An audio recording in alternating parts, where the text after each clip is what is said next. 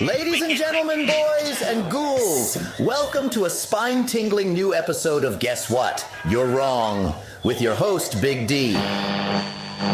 That's right, folks. The spooky season has arrived, and we're not clowning around. This year, we're delving headfirst into the eerie world of clown-based horror. So, whether you're a seasoned horror enthusiast or just a curious soul looking for a thrill, fasten your seatbelts because we're about to take you on a chilling ride through the carnival of nightmares. So grab your grease paint, your oversized shoes, and your funny nose if you dare, because beneath the painted smiles and colorful costumes lies a world of darkness and suspense. Join us as we unravel the mysteries, confront the fears, and explore the twisted minds behind these macabre entertainers. Now grab a front row seat and prepare for a twisted, terrifying, and utterly thrilling experience. Welcome to Guess What? You're Wrong, the podcast that proves in the world of horror your worst nightmares might just be right around the corner.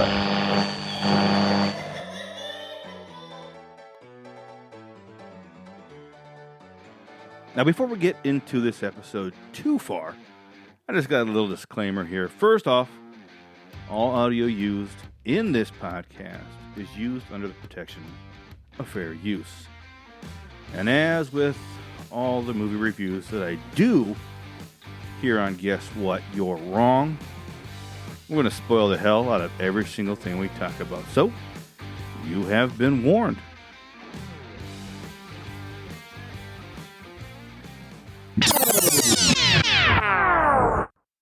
Okay, now, before we bust into this episode here, it looks like I have a little splaining to do.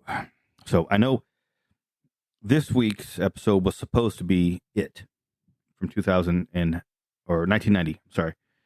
But I had some unexpected events happen in my life that I had to put off recording a new episode for a week. Recently, if you follow me on any social medias or anything like that, or the podcast, you know that my father recently died. So everything kind of got put on hold. I had this episode. It wasn't supposed to come out until actually the week after next. But I didn't want to leave everybody hanging for a full week. So I went ahead and pushed this episode to come out on Monday. I'm going to make that up, though, because on the Friday in 2 weeks that this is supposed to come out, I'm going to release it on that day. Hopefully I can get it done by then. We shall see. And my apologies for that, but sometimes things are unavoidable, and you got to make changes on the spur of the moment type of deal, trying to get things to work out properly, I guess. But like I said, that episode will still be coming out for It from 1990. And until that time, let's get back into it. Hello and welcome back to another downright bloody, violent, and groovy episode of Guess What? You're Wrong. Now today, one of these things that we've been doing here is hitting every one of these Evil Dead movies. And now we have reached to the point here where we are with Evil Dead 2013. And with me on this trip, as always, is Dave from the Piedmont Triad podcast. How's it going, Dave? Good, man. How you been? I'm living life. Loving, all that good stuff. Live, laugh, love, pray. Yeah, something like that. So this movie, Evil Dead from 2013. Now, it's mixed reviews, right? Yeah, a lot of people love it. A lot of people hate it. Die-hard Evil Dead fans, I've met a lot of them that just don't really like this at all. You know, the synopsis is to say it's 5 friends head to a remote cabin where the discovery of a book of the dead leads to them unwittingly summoning demons that live nearby in the woods. Pretty much the same synopsis as Evil Dead, the first one. All right. Yeah. This, I was torn on this one at first. You know, I had seen it when it first came out, and I've watched it, I don't know, maybe half a dozen times since then. But in preparation for this podcast, I rewatched it with kind of like a questioning mind kind of deal, you know, instead of just fanboying out and watching it to have fun. I kind of wanted to watch it and be critical of it, you know, to see if I could pick out stuff. Yeah. Oh man, when that mindset changed, I picked out a lot of stuff that I was like, oh no, I can see why people don't like it, but I still love it. You know, So when you were being that critical of it, what were there some things that were petty where you're going, all right, look, I know that this is silly, but they really should have known better. yeah. I mean, the direct callback. I mean, it's up in the air as to whether this was a remake or a reboot, or an extension of the universe. So when I watched it this past time, I tried watching it with the thought in my head as it being a remake. And that's when I was just like, no. I mean, there's so many things that are just direct copies from the original movie. Yeah, with like maybe one or two little callbacks that played to fan service, but other than that, it's like there's not much connective tissue. Yeah, and but then I watched the behind the scenes interviews with cast and crew and the commentary, and I learned that Sam Raimi initially was a huge proponent for this, for it, the Evil Dead going forward of being remade or rebooted. Bruce Campbell wasn't. That doesn't surprise me. Yeah, I mean, Bruce Campbell, his deal was that he didn't want to see somebody try and overact like he did just to try and be Ash. Yeah, and that I agree with that. I think that's actually a very good idea. Because when you try to replicate the lightning in a bottle formula, I can't think of an example right off the top of my head that works. It doesn't. Nothing. I mean, nothing. Would work. This. But when they approached Bruce Campbell and they told him, "Look, this is not a remake where we need to remake Ash, the character Ash. This is something that's going to live on its own. They were opening it up for other younger directors to put their own spin on the story." And Bruce Campbell says he sees it now as a story that takes place in the same or parallel timeline to the original movies. The only thing that's connecting them is the Necronomicon. Yeah. So now Rob Tapert, Sam Raimi and Bruce Campbell, they all say that this is not a remake. It's a furthering of the story of the Evil Dead, which is something like what we saw in Ash vs. Evil Dead and in Evil Dead Rise as well. Yeah. So yeah, Evil Dead Rise in particular really kind of fleshes that idea out a little further, I think. Oh, absolutely does. Than most of them. Absolutely does. And that's why I don't like watching this with a critical mind, with the remake mindset. I like to watch this movie and have fun with it for what it is. Mm-hmm. Because when you get down to it, this movie is gory. It is graphically gory. And I'm glad they got that right. That's one of the big things that I was worried about was when they were announcing a remake. It's like, please understand the gore is critical. And, I was worried they were going to go to the PG-13 route. Yeah. But thank God they didn't. I mean, whoever had enough sense in their head to be like, no, we got to make it more ridiculous than the original. That's the person who had the correct mindset for this movie. Yeah, and that's what Fede Alvarez, when he was pretty much known for big CGI shorts that he was making online and stuff, and Sam Raimi had seen these things and was like, oh yeah, let's get this guy to do Evil Dead. And the first script that Fede Alvarez was like, nah, this is not going to be good. But, he handed in a cut to them and they were like, dude, this is it. This was it. And that's what they went for. Everybody loved it. I wonder what was going on in that first script. That's one thing I don't know much about is the drafts that this script went through. So I have no idea what was retained and what was thrown off to the side. And do you have any idea about what those early scripts were like? Well, I don't know about the early scripts, but I know that there's a lot that they filmed that was cut out. First of all, when we go through this here, Jane Levy, well, let's introduce some of the cast here. I mean, we're talking about the movie like crazy, but Jane Levy takes the head role in this one, as Mia. We got 5 friends to go to this cabin. So we have Jane Levy as Mia, Shiloh Fernandez as David, Jessica Lucas as Olivia, Lou Taylor Pucci as Eric, and Elizabeth Blackmore as Natalie. Now, I know that there was a lot cut out with Jane Levy.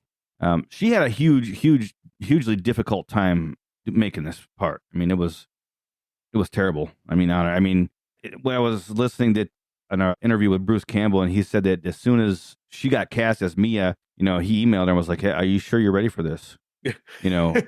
What's your He's endurance?" like, I'm taking a beating on these sets. I know what I'm talking about. Yeah, he's like, what's your endurance like?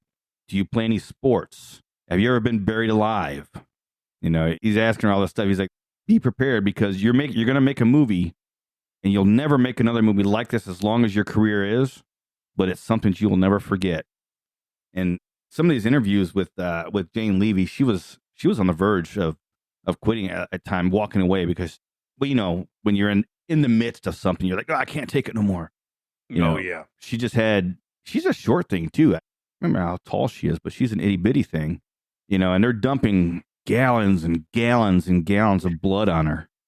And I'm like, dude. And I got to give her credit too. She maintains her character's arc very consistently throughout the entire movie. I mean, she's given some dog shit lines too. When that was one of the things I was always sort of critical of this remake is the writing is pretty lame, and she was able to pull off a few lines that should have sucked, but she's a decent enough actor that she was able to make sure that you bought it. Yeah. So I got to give her credit. She's a trooper. Yeah, and she did this because she's a drug addict, and she's recovering. She's trying to kick the habit. That's why they're all out at this cabin. That's kind of the tough love kind of thing, Mm-hmm. But this movie, I mean, just seeing that opening scene, where we have that little girl, the teenager, Phoenix Connolly, where she's running through the woods.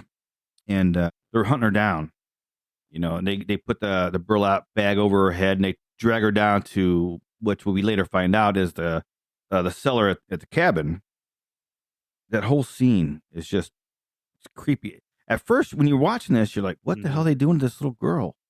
And then you realize that that's her dad that's doing all this stuff to her, and you're like, oh, shit, what's going on? And then she busts out with, I'll swallow your soul, Daddy. Yeah. You're like, oh, shit. Oh. It's like, oh, you tricky bastards. I was falling for it. How dare you? Yeah, but that's how I felt. And did you recognize that one old lady there, that old witch? What is she in? Yeah, I know her from something, but I couldn't tell you what. Cyan, her name is Cyan. Cyan Davis. She plays, she's in Ash vs. Evil Dead. Oh shit, she's the woman from the trailer. Yeah, Vivian. Yeah, Vivian. Yeah. Can you go ahead and get in there, get really in there, clean. Ash wants her to clean out his trailer. That's right. Yeah, because when we'll get into this when we watch the show, but yeah, she's the one that's sort of the precursor to him actually getting his chainsaw hand back. Yep. At the end of that first episode. That's like in the first episode. Oh, that's so funny. I'm going to get a kick out of watching this again because it's been a while since I've done a rewatch on the Ash vs. Evil Dead. So that's funny. Yeah, I mean, as soon as I rewatched this, I was like, wait a minute, I know her. And I had to go back and check, and sure enough, it's her. Good for them. Yeah, they got her in there. That's cool. One of the things too, this whole movie was filmed in New Zealand, which is becoming more and more popular with Sam Raimi and his movies. I know for sure. I think even the Lord of the Rings were filmed over there too, weren't they? Yeah, I believe all three of them were. Yeah. Jeez, man, must be fun to record in New Zealand. And it's funny. I always think of. Did you ever watch that show, The Flight of the Conchords, on HBO years ago? No. There's it's these two Australian guys living in New York, and they're just failing musicians, is the long and short of it. But they, with the path that they walk every day to go to work, they have to go by this guy who is from India, and he's extremely racist against New Zealanders.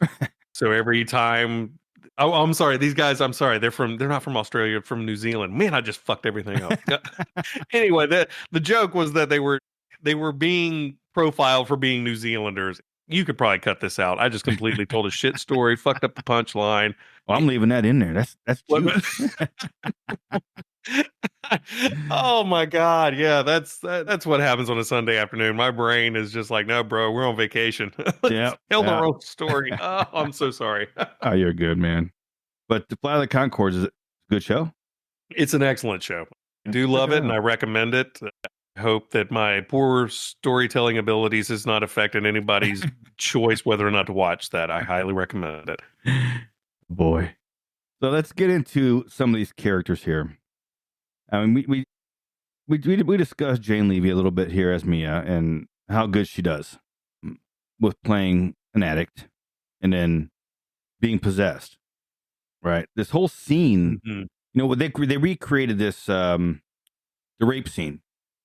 You know. Yeah, it was an interesting take on that scene. And I think that this take on that scene is more disturbing than the original. Yeah. I agree, just because you know exactly what happened with the original one.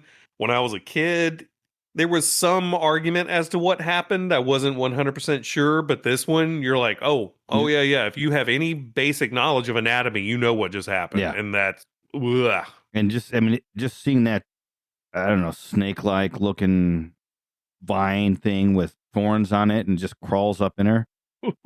Oh, Mia. Yeah, it's like, you poor bastard.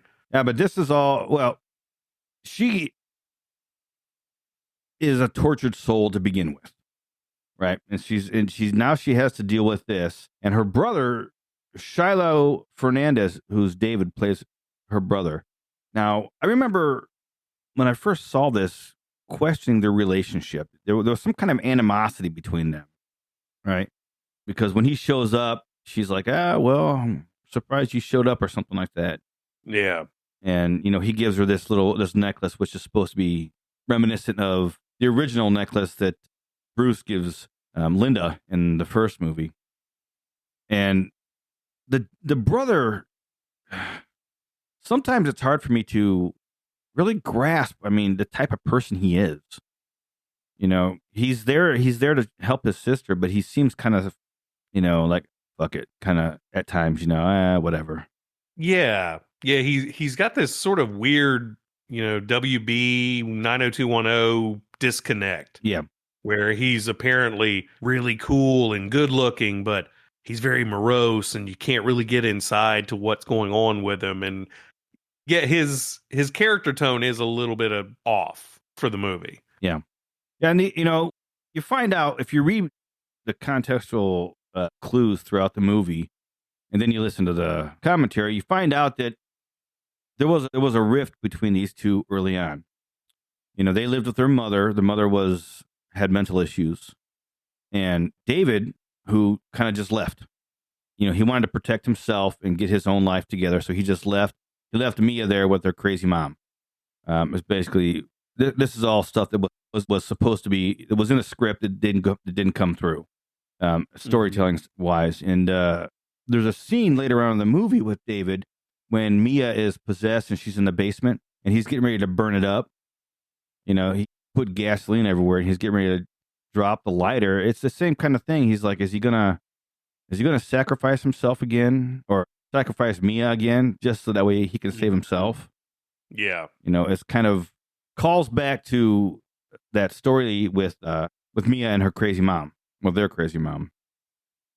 So David, being a brother, I think he comes through at the end, you know, a little bit. Yeah. I would agree. He smidge. Yeah, he ends up saving Mia at the end, you know, bringing her back. One thing that's interesting in this is that in the Necronomicon, and this Necronomicon, I think it looks pretty damn cool. You know, yeah, and you can definitely see. I mean, there's writing, you know, all over it. So it's like this Necronomicon. This version of the Necronomicon has been in a lot of different hands. You know, because there's people are writing stuff. You know, there's notes in the corners and then along the edge lines and everything. But one thing they tell in this Necronomicon is that there's actually 3 ways to destroy one of these deadites. You know, you can, of course, dismember them, which is Ash's favorite thing. You know, and You can burn them or you can bury them alive. And this is how David ends up saving Mia. Right? He buries her alive. My guess is that she dies. That she like literally dies, and then the demon leaves her. That's why he's got to dig her. That's what I assumed. Yeah, he's got to dig her back up, and he's got to bring her back to life, and then she's saved, kind of deal. Now, did you know that scene where David's putting together that whole I don't know what the hell, the contraption he uses to shock her heart back in? Yeah, the car battery thing. Yeah. Yeah. That is a direct, they said this during the commentary, that's a direct nod to Ash building his chainsaw hand. You know, all the noises, the clicks, and the really? the zoom ins to what he's doing. You know, it's a direct nod to what Ash is doing there. You know, and that's funny because watching this, I guess this is probably the 7th or 8th time I've probably seen the movie, but there was another part that relates to what you're talking about where the girlfriend yells out a line, "Give me back my hand." Yeah. But way she says it, I never picked up on it until this time watching it, that it was literally a direct line from the original one. So now you've got this with the clicks and the noises, and now I'm starting to think, okay, there must be a shitload of Easter eggs in this thing that I have never picked up on before. There's all kind of course, you have the Delta 88, Sam Raimi's car. He's got that in every movie. That's in there. We have the clock that's on the wall. It's the actual original clock from Evil Dead movies. That was in the commentary as well. There was a lot of the one scene where Mia is locked in the cellar, and the cellar door comes up, and "We're gonna get you." She says that, and that's directly from, there's the scene where she's first possessed, and she's there, and she's screaming, but then you hear Cheryl's voice in the background, from the original movie.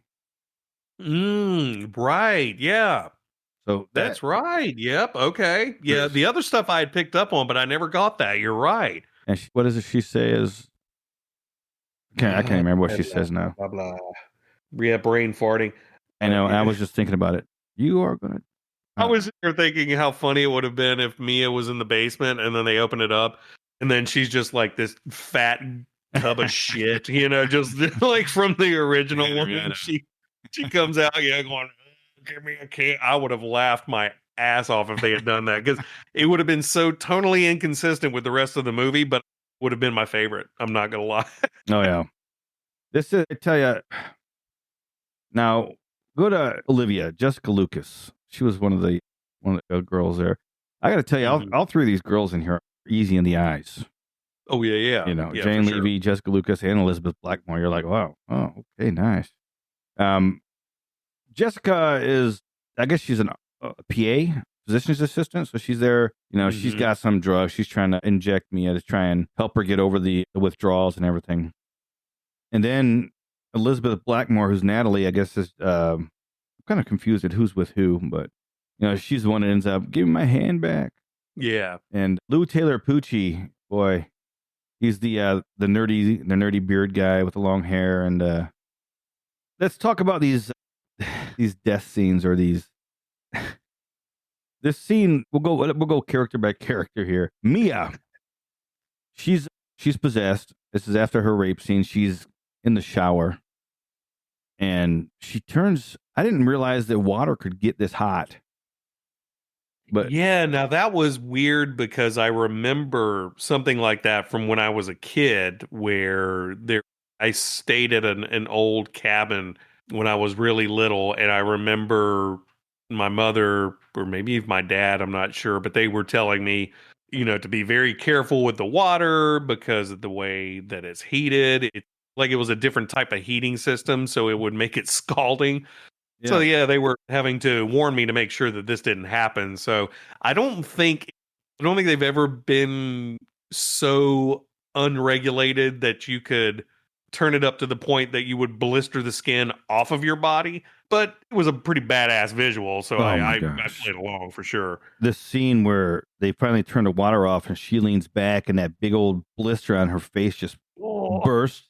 Oh my gosh. the visuals. And the way the skin just sort of snaps backwards. Yes. That was what that sold it for me. That was nasty. Yes, and Fede Alvarez, being a CGI guy, he opted not to go with CGI in this movie, and all of these effects are all practical.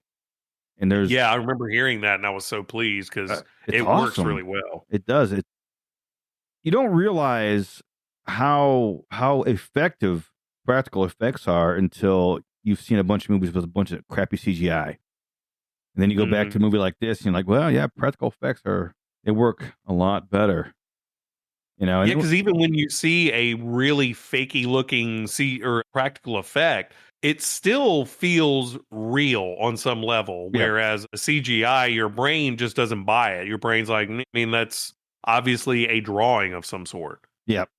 And then the scene with Olivia, she was the physician's assistant, where she runs into the bathroom to get a syringe and some more of this drug to help sedate Mia, I guess. And she's running out, and then she just freezes. And then whatever she had in her hand drops to the floor, and she pees her pants. And this scene with her, when they go in there to check on her, and she's like, the mirror had broken, and she's got a piece of mirror, and she's carving off her face. Yeah. Oh my gosh, dude. The noise on that one was really well done too, because they had that sort of leathery burlap sound, like it was cutting through something tough. And you go, I guess she's sitting in the shower, and they pull back the shower curtain to see it, and she just gives that kind of that look behind her shoulder to look back at you, and you see that her whole face and everything is just like, can I help you? Yeah. And then she attacks Lou or Eric. And she's stabbing him with that mirror, that piece of shard of glass. She stabs him with that, and then she grabs a syringe and starts stabbing him in the face. And then that scene where they do that close up, where he's got that needle stuck in his eye, and he pulls it out. You can just see the skin, like you think it's real.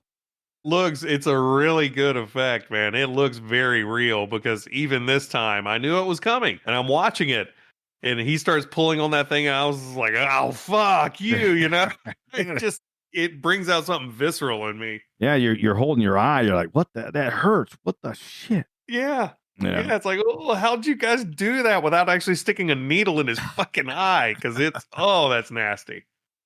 Poor Eric. He's kind of an asshole. He's the one he needed his sight recorrected, as it were. Yeah, he's the one that finds the book. Well, they find the book down in the basement of the Necronomicon, or the cellar, and the Necronomicon, it's wrapped in industrial garbage bags and then wrapped again in barbed wire. I would think there's a reason for that. Yeah, I mean, want to open that in the middle of the woods. That seems like something like, okay, let's throw it in a bag, wrap it up. When we get back to town, let's go somewhere very public and open this thing up and see what happens. I don't know. Then you get Evil Dead Rise. Right? And that's, my son was somebody's like, if you find something like that, why would you open it? I'm like, yeah, the barbed wire would be a big deterrent. I don't know. Curiosity. Would you open it, Dave? Yeah, I probably would too. I'd look at the book. I probably wouldn't read out of it, but yeah, I wouldn't read that shit aloud. I've come across a couple of books in French where I'm like, yeah, I'm not going to do that. Yeah, that's what Bruce Campbell said. He said, if you go camping in the woods and you find a book, turn around and leave. I would probably break the barbed wire. I would unwrap it and take a look at it, and then I'd be like, damn, I'm leaving now. Yeah. I don't think I would. Yeah, this is a scary book. Yeah. And then we forgot this whole scene with the bridge being out. Now, and this was another thing that I learned in the commentary here. When David was taking Mia, because she's all burnt up, they were going to rush her to the hospital. They get to the bridge, and the bridge is washed out, much like the original movie. But this was an actual flood. This was the actual bridge that they used to go in and out of this area. And Fede Alvarez knew that it was going to rain. It was forecast it was going to be a bunch of rain, And he wanted to wait to see what their bridge would be like after the rain. And so he sent another crew down there after the rain had stopped, and they were lucky enough to find out their bridge was out. That's really cool. I had no idea that he put that much effort into this practical effects thing. This makes me appreciate this a little bit more. Yeah, I think there was a couple of spots in here that they actually used CGI. One of them was, where all the dead cats hang and you see flies flying around. Those are CGI flies. And I think that there was another spot. Oh, when David goes outside and finds his dog dead, or they find a blood trail. Well, because it was raining, the blood was washing away too fast, so they had to put some CGI blood on the ground there so that way you could see it. And I think those are the only two scenes that they use CGI in. That's still cool, though. I'm okay with CGI when it's used that way. Sort of like that Hills Have Eyes remake years ago. The guys who made that were mostly practical effects, but they enhanced much of it with computer effects and really couldn't tell the difference. And I thought that was an amazing way of doing it. So good for him. I like that. Yeah, and with the practical effects and the kills can't even talk. They're not really kills. They're just like Deadite transformation scenes, I guess you could say. This whole scene with Natalie, where her hand gets infected, and right away, and it's a callback to Evil Dead 2 when Bruce gets his hand infected, and it's the way it kind of rots away and moves up his arm and everything like that. Mm-hmm. I remember when I first saw this movie, I was like, "Oh man, she's gonna have a chainsaw hand." Yeah, we're not so lucky. Right. I did wonder that too. I was curious if they were going to do it, and I was very curious how they would pull it off without it being completely weird. Yeah. Well, they didn't. And this scene where she takes this electric meat carver and my God, it is so graphically gory. It is just, I mean, you see it from the angle where that knife is going down. It's an electric knife, and it just carves into her arm, into her forearm, and then, oh my gosh. And the way it just goes right through the bone. Yeah. It's like, okay, I can get on board with it cutting through the flesh that way. Fine. But yeah, it kind of zips right through that bone like a chainsaw. And it's like, yeah, I've used those before. They're not that sharp. Well, then, she stands up and the little rest of her arm just kind of falls. Yeah, the way it just stretches off. Oh my God. Yeah, that was such a nasty scene. It is. I cannot say enough how I'm so pleased with the practical effects and how graphic they were in this. I just loved it. And I did too, because it made me feel like they really did get it. It made me forgive any little, sort of flaws that I could find, and it made me forgive that. Yeah, I think that's got to be overall the one thing that I really love about this movie. I mean, the story, we know the story. It's virtually the same overall story of the original Evil Dead. But the practical effects and the way Fede Alvarez goes about telling this story, I like it. I like because with Bruce Campbell, we have the campiness, and especially after Evil Dead 2 and Army of Darkness, we have that slapstick where you have some horror, but you have some comedy, and it's fun, and this one is just straight up horror. Yeah, it's actually the one I feel like it has a lot more in common with the first Evil Dead than any of the other movies. Yeah. Yeah, I mean, in this one thing that that I learned is that throughout this movie, Mia never really kills anybody. Everybody else is killing everybody else, and Mia is just the last woman standing. Huh. Interesting. Because she burns herself up. Olivia carves herself up and attacks Eric.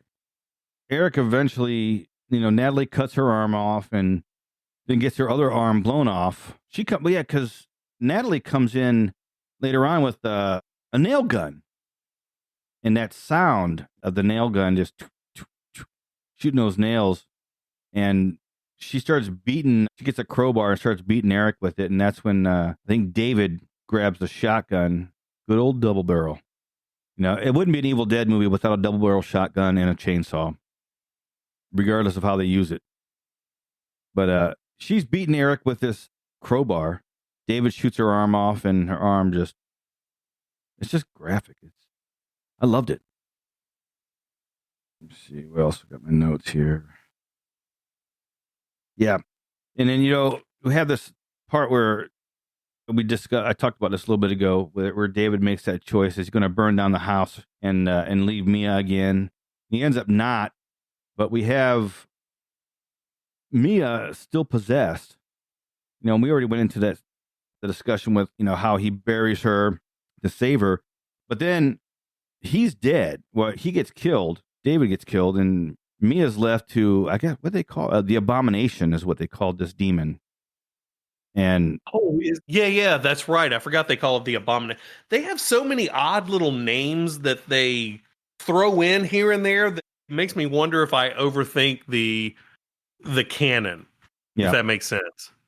And that's what it kind of, again, like I've said this before, there's no backing. I have no backing for this, but I'm convinced that they are different Necronomicons. And that's why the Deadites are different. It's like this one, obviously in this one, the Deadites look completely different than they did in the Evil Dead movies, with the eyes and how they act. And then we have this main demon that comes out. It's called the Abomination, where the main demon that Ash had to deal with in Evil Dead was that big tree looking thing, but then Mia's battle with the Abomination, this was a scene, and they filmed this movie, I think 95% of it, they filmed it in chronological order. Oh, that's weird. Yeah. That's not very normal. I know. They're skipping around, but they filmed it pretty much in chronological order. So when they were coming up to this part here, because I think it was like 7 days, it took 7 days to film this end scene, this whole end sequence where Mia's battling Abomination. And Fede Alvarez pulled her to the side and was like, look, you got to be prepared for what's coming. This is going to be the next 7 days is going to be grueling. You need to make sure you're getting your sleep. You need to be eating, because this is going to be very, very physically intense. And these are the scenes where she was so frustrated. She was sick. I mean, I can't imagine being in a movie and being constantly covered with, there was scenes where she was like, she was trying to turn and say her lines, but she couldn't because her mouth and her nose and everything were getting filled up with blood. So she'd have to spit and be like, ugh. She couldn't really do it properly. I give it to this girl. She, especially seeing the behind. There was a whole little behind the scenes thing called Being Me or Making Mia or Being Mia or something like that. Where Jane Levy basically had like a little camcorder and she was going around recording the things, how she was doing things. And I was like, wow. You don't think about those things. You watch the movie, you're like, oh man, that was a good scene. It did that good. But everything that went into making that scene, you're just like, wow, Jane Levy did a spectacular job with this. And this whole end battle scene with the Abomination, with the Jeep that falls over on her arm. And she just pulls her arm out. She just pulls it, rips it off. The way they do it, it's so slow, and it's very reminiscent of Dawn of the Dead, where that guy's getting ripped apart by the zombies, and you can hear his vocal cords start to screech because they're getting pulled long ways, and so his voice is getting screechy. And you're just like, oh man, this is nasty. Watching her hand just pop off that way. Yeah, you see the sinews of the muscle and everything just rip, and you're just like, and there's blood flying. It's raining blood. So, there's blood everywhere. And so it's just like, dude, it hurts. Yeah. Right. And the blood rain in this one, that was one of the weaker effects, in my opinion, but understand why it looked the way it did, because if you were going to be filming this for that long, that would be just disgusting if you tried to make it a little more realistic. Yeah. You can see in behind the scenes filming where they basically had these huge water hoses hooked up to these huge blood tanks, and they were just spraying. It was a lot of blood. They used a lot of blood in this. But they have this scene. This is one of the things that was foretold, I guess. it was pictured in the Necronomicon. It was, the blood rain and abomination comes out of the ground. So this scene where Jane Levy is on her back with the Jeep on her arm, this was one of the scenes that she said that when she was finished with this scene, she couldn't remember if she had actually done the scene or not. So she said that she was either very, very into the part where she couldn't remember, or she was very, very out of it and couldn't remember. Because this scene with her laying on her back was one of those scenes that, the blood rain just kept falling on her and she didn't have a chance to do anything. And there was a bunch of times where she's done with the scene and she just walks off, and that Betty's like, "Are you okay? You okay? Are you okay?" You're like, wow. Oh man. That's pretty impressive. I mean, if I was getting paid, I would probably put up with a lot of, nonsense when it comes to these kinds of things. But oh man, just 12, 16 hours of just being pummeled Constantly. by blood rain and all kinds of nasty little special effects. Yeah, that would probably bother you mentally after a little bit. Oh yeah, absolutely would. This movie was banned in the Ukraine because of its extreme For violence. real? Yeah, because of extreme violence. Oh my goodness. Funny stuff. Funny stuff. There's a lot of, we went through a lot of this. There's a lot of throwbacks. Mia's, when they first show Mia, she's wearing a Michigan State sweatshirt, which is a callback to Raimi and all them. That's where they came from. And there's just so much about this movie that even with all the criticisms I have, I still like this movie. It's a really good remake. Yeah, and I think that it was definitely a stepping stone for the Evil Dead franchise to branch off and do other things. Without like a good new beginning. Yeah, if it wasn't for this, would we have had an Evil Dead Rise? No, I don't think so. I think Evil Dead Rise wouldn't exist without Ash versus the Evil Dead either. Because of the popularity afterwards and everything. Yeah. And that's this when I watch this version over again, I can definitely see all the callbacks to, why people are saying that it's a remake.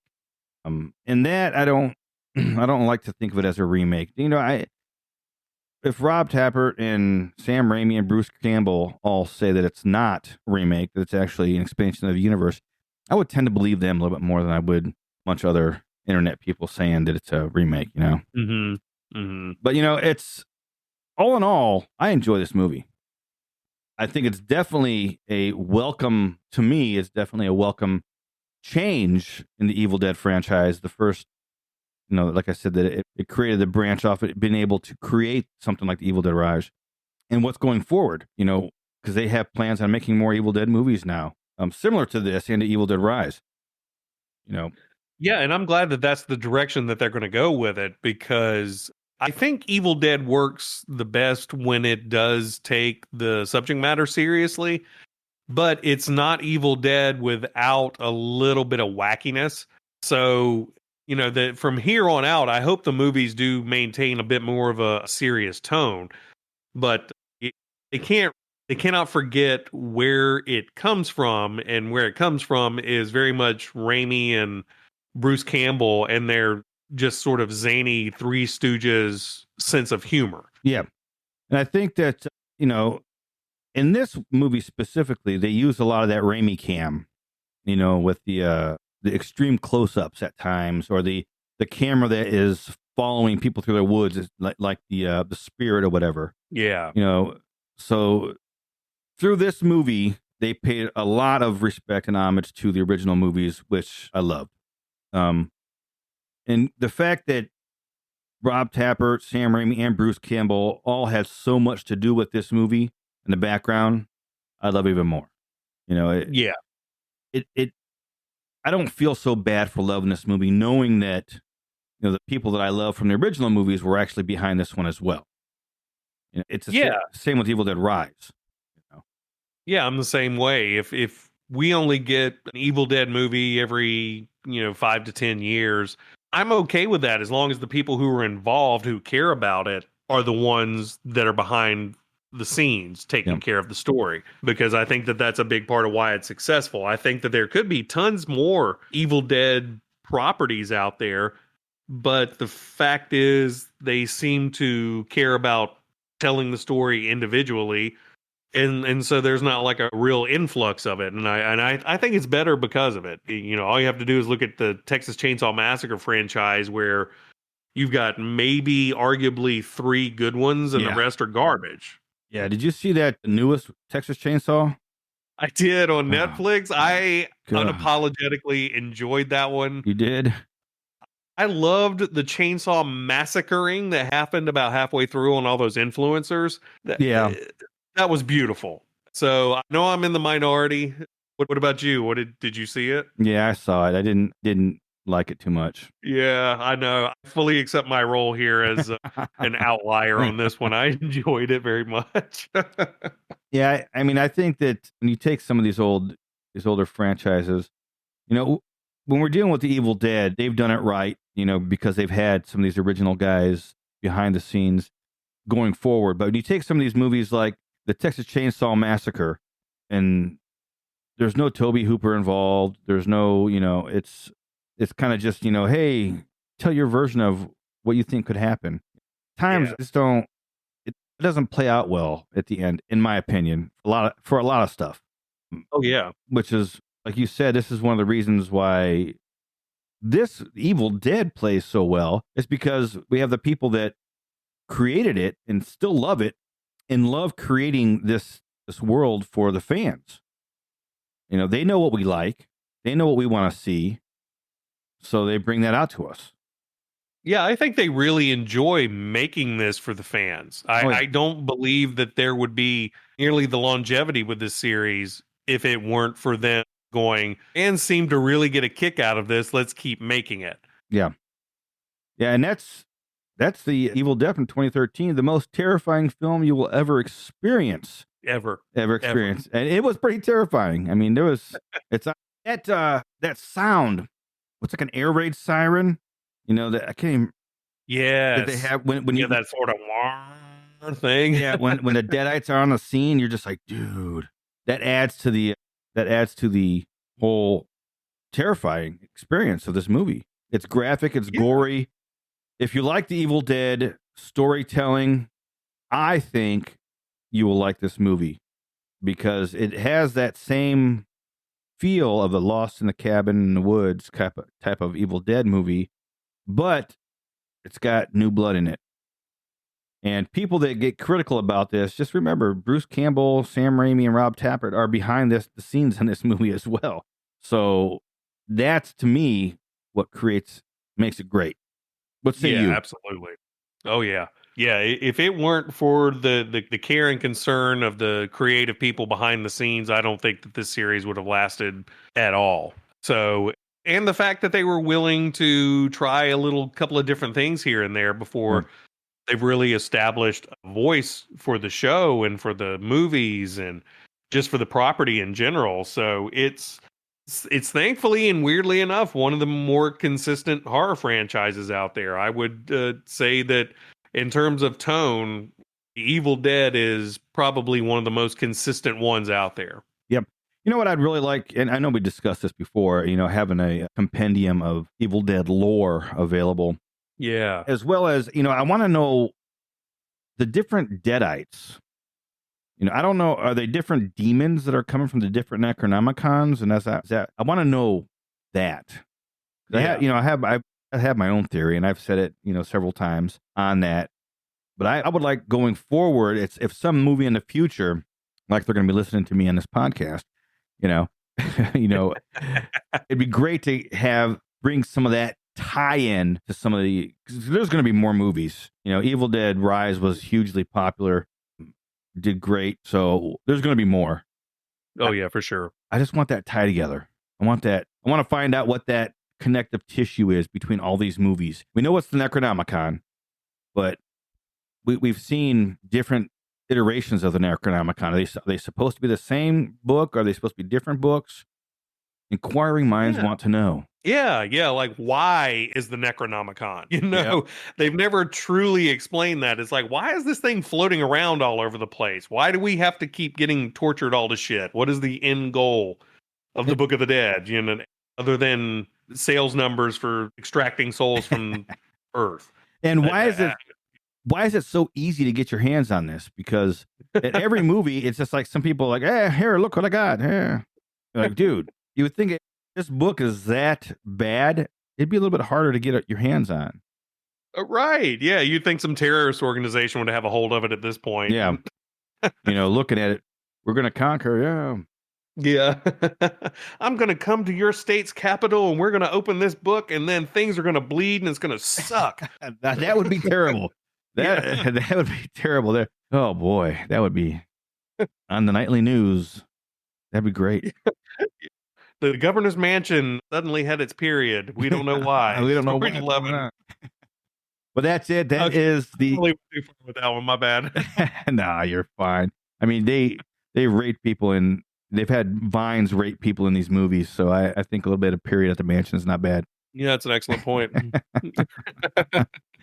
But that's it. That's The Evil Dead from 2013. I love the movie.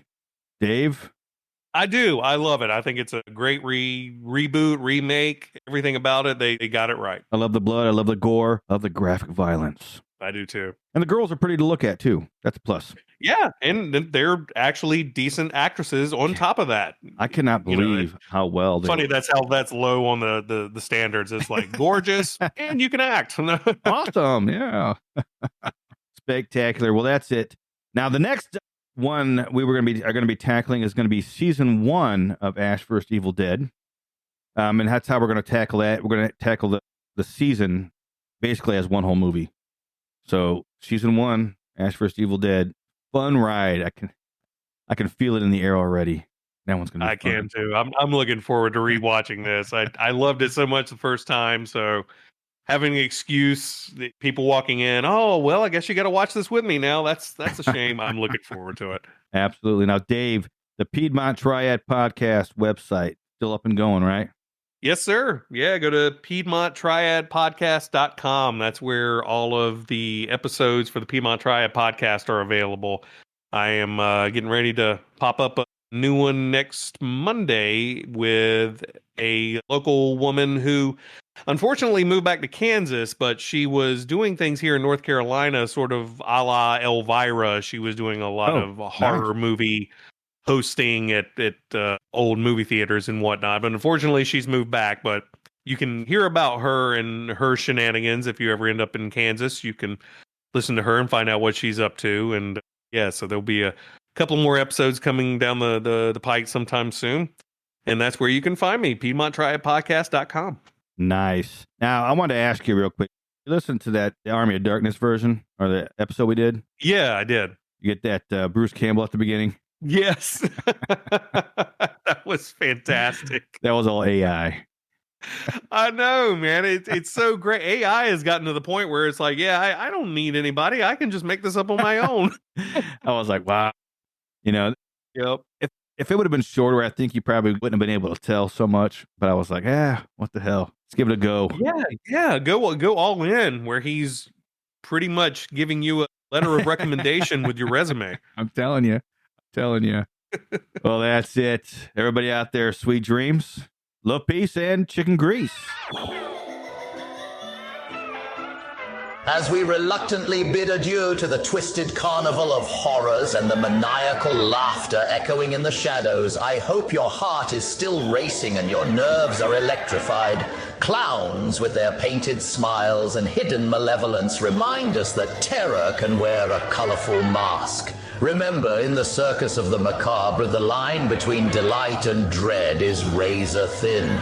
Until next time, when we venture into the darkest corners of the human psyche once more, keep an eye on the corners of your vision and a flashlight close at hand, for you never know when the circus may return to town.